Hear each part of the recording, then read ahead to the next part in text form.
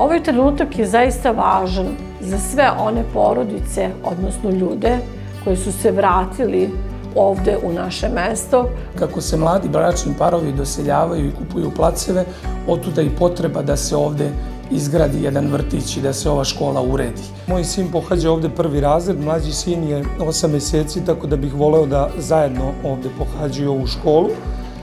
Voljela bi da imamo ovde vrtić i predškolsku ustanovu. To bi nam jako značilo, s obzirom da imam dečicu uzrasta od 3 do 11 godina.